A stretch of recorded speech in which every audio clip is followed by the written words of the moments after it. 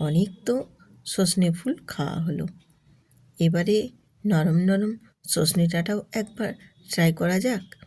একেবারে লৌতি যে নরম সজনে ডাঁটাগুলো এখনই বাজারে পাওয়া যাচ্ছে, এই যে একদম নরম নরম, দেখো মুড়ে দিলেও কিন্তু মুড়া হয়ে যাচ্ছে। ঠিক এই রকম নরম নরম সজনে ডাঁটাগুলো বাজারে খুব উঠেছে।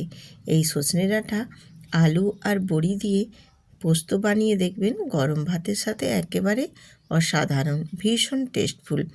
তো তার জন্য আমি এখানে আলু আর সজনে ডাঁটা, বড়ি আর পোস্ত নিয়ে নিয়েছি। তো চলো দেরি না করে রেসিপিটা শুরু করা যাক। আমি চলে এসেছি গ্যাসেতে একটা কড়াই বসিয়ে দিয়েছি আর গ্যাসটাও অন করে দিয়েছি, আর দিয়ে দিয়েছি সর্ষের তেল।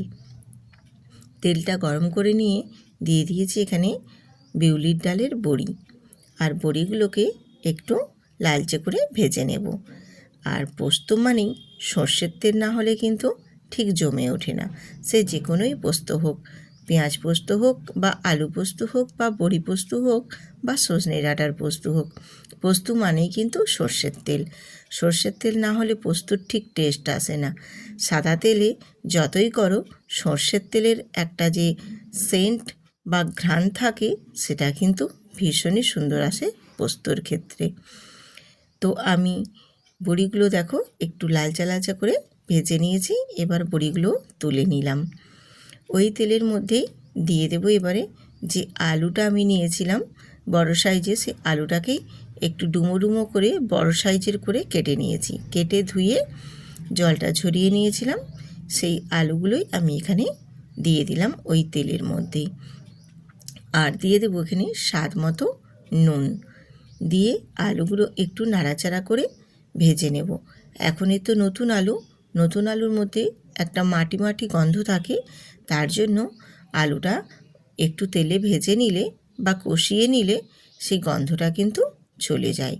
আর এইভাবে নুন দিয়ে একটু নাড়াচাড়া করে নিয়ে আমি একটা ঢাকনা দিয়ে ঢেকে দেব, আলুগুলো যাতে হালকা করে একটু ভেজে নেওয়া যায়। তো আমি কিছুক্ষণ ঢাকনা দিয়ে ঢেকে দেওয়ার পর আবারও ঢাকনা খুলে চলে এলাম। আলুগুলো আবারও একটু নাড়াচাড়া করে ভেজে নেব। আর আলুগুলো এই রকমভাবে একটু নেড়ে চেড়ে নিলে তাড়াতাড়ি কিন্তু খুব সুন্দরভাবে আলুটা নরম হয়ে যাবে। আলুটা একটু নাড়াচাড়া করে নেওয়ার পর আমি এখানে দিয়ে দিলাম কাশ্মীরি লঙ্কার গুঁড়ো কালারের জন্য, আর দেব এখানে নরম নরম যে সজনে ডাঁটাগুলো কেটে নিয়েছিলাম, সেই সজনে ডাঁটাগুলো দিয়ে দিলাম। আলুর সাথে সজনে ডাঁটাটাও একটু নাড়াচাড়া করে কষিয়ে নেব, কারণ এখন একেবারেই নরম সজনে ডাঁটার মধ্যে একটা সবুজের গন্ধ থাকে, সেই গন্ধটাও চলে যাবে। তার জন্য আলু আর সজনে ডাঁটা দুটোই কিন্তু আমি একটু হালকা করে নাড়াচাড়া করে ভেজে নেব বা কষিয়ে নেব। এবারে একটু নেড়ে চেড়ে নিয়ে এটাও আমি আবারও একটু ঢাকনা দিয়ে ঢেকে দেব। আর ঢেকে ঢেকে রান্না করলে কিন্তু রান্নাটা খুব তাড়াতাড়ি হয়ে যায় বন্ধুরা। সেই জন্য একটু ঢেকে রান্না করলে কম সময়ের মধ্যে খুব তাড়াতাড়ি সব কিছু উপকরণ সেদ্ধ হয়ে যাবে, আর রান্নাটাও খুব তাড়াতাড়ি কমপ্লিট হয়ে যাবে। তো এইভাবে আমি সজনে ডাঁটা আর আলুটা দুটোকেই বেশ ভালো করে কষিয়ে নিয়েছি।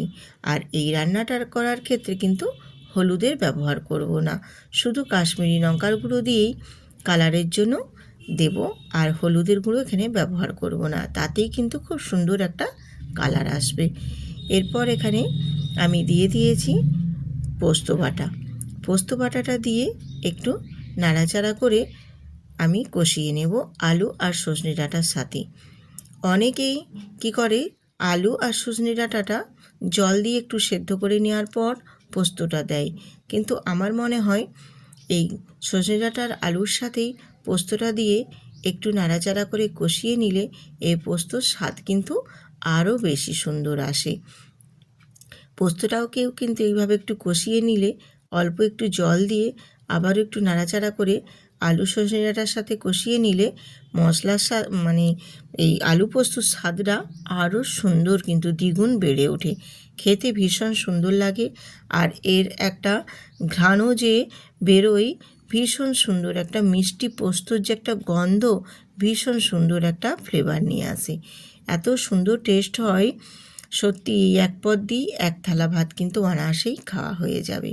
এইভাবে পোস্তটা দেখো খুব সুন্দর করে কষিয়ে নিয়ে আমি এখানে 1.5 বাটি জল দিয়ে দেবো। খুব বেশি জল দেওয়ার দরকার নেই, তার কারণ আমি ঢেকে ঢেকে রান্না করেছি, এমনিতেই 50% সেদ্ধ হয়ে গেছে, আর যে 50% বাকি আছে সেটা এই অল্প জলের মধ্যেই সেদ্ধ হয়ে যাবে।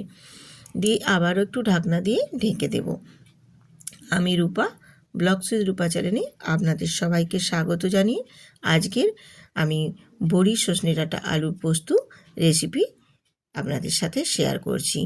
আপনারা কেমন হয়েছে কমেন্ট করে কিন্তু জানাতে একদম ভুলবেন না। আর যদি আজকের ভিডিওটা ভালো লেগে থাকে অবশ্যই চ্যানেলটিতে সাবস্ক্রাইব করে বেল আইকনটি প্রেস করে দেবেন।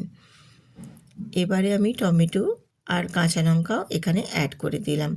আলুটা মোটামুটি আমার দেখো সেদ্ধ হয়ে গেছে, তো আর একটু রান্নাটা করে নিলেই আমার পুরো আলু পোস্ত কমপ্লিট হয়ে যাবে। আর এখানে আমি টমেটোটা একটু পরেই দিয়েছি, তার কারণ টমেটোটা একেবারে গলে যাবে না, একটু আধো আধো ভাব থাকবে। আর সেক্ষেত্রে টমেটোটা কিন্তু দেখতেও যেমনি ভালো লাগবে, খেতেও কিন্তু ভালো লাগবে। আলু আর সজনে ডাঁটার সাথে যখন টমেটোটাও মুখে পড়বে, সেই টমেটোর স্বাদটাও কিন্তু ভীষণ ভালো লাগবে। আমি আবারও একটু ঢেকে দিয়েছিলাম, ঢেকে দেওয়ার ফলে আলুগুলো দেখো বেশ সুন্দর করে সেদ্ধ হয়ে গেছে, আর পোস্তটাও বেশ একটু গ্রেভি গ্রেভি ভাব হয়ে গেছে। ঠিক এই পর্যায়ে আমি এখানে ভেজে রাখা বড়িগুলোও দিয়ে দিলাম। আর এখানে যে দেখছো অনেকটাই গ্রেভি ভাব আছে, এটা কিন্তু থাকবে না, অনেকটাই টেনে নিবে, যেহেতু নতুন আলুর মধ্যেও অনেকটা জল টানবে, আর বড়িগুলোও কিন্তু অনেকটা এই গ্রেভিটা টেনে নিয়ে বড়িটাও ডাবল হয়ে যাবে, ফুলে এত বড় বড় হয়ে যাবে আর এত নরম তুলোর মতো হয়ে যাবে, তখন বড়ির স্বাদটাও কিন্তু ভীষণ সুন্দর লাগবে খেতে। এই যে বড়িগুলো দেখছো, এই বড়িগুলো কিন্তু ফুলে গিয়ে তখন পুরো ডাবল হয়ে যাবে, ভীষণ সুন্দর লাগে এই বড়িটাও এই পোস্তর মধ্যে দিয়ে খেলে। তো এইভাবে একটু নাড়াচাড়া করে ফুটিয়ে নিলাম, ফুটিয়ে নিয়ে আমার গ্রেভিটা দেখো অনেকটা কমে গেছে। এরপর আমি পোস্তটা নামিয়ে নেব, গ্যাসটা অফ করে দেব।